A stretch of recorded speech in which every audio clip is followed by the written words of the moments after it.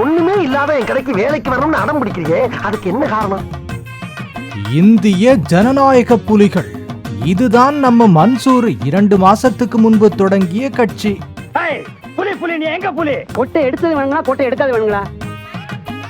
6 மாதத்துக்கு முன்பு காங்கிரஸில் இணைய விரும்புவதாக மன்சூர் கொடுத்த கடிதத்தை காங்கிரஸ் தலைமை ஒரு பொருட்டாக கருதாததால் புதிய கட்சி தொடங்கினார் மன்சூர் அலிகான்.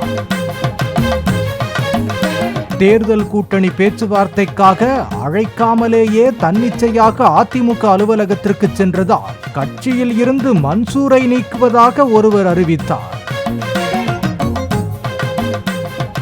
அதிமுக கூட்டணி கதவை சாத்தியதால் வேலூர் தொகுதியில் பலாப்பழ சின்னத்தில் சுயேட்சையாக களமிறங்கி வீதி வீதியாக வித்தை காட்டாத குறையாக நெஞ்சு வலிக்க பிரச்சாரம் செய்தார்.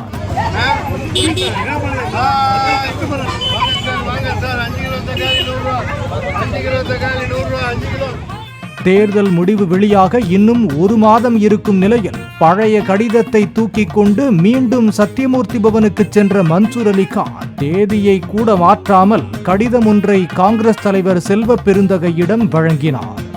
12/12/2023 மீராகுமார் அவர்களுக்கு நான் காங்கிரஸ்ல இணையறதுக்காக கடிதம் கொடுத்தேன். தனது கட்சியை காங்கிரஸில் இணைத்துக் கொண்டு தன்னை காங்கிரஸில் சேர்த்துக் கொள்ளுமாறு பொன்னாடை அணிவித்து கோரிக்கை விடுத்தார் மன்சூர் அலிகான்.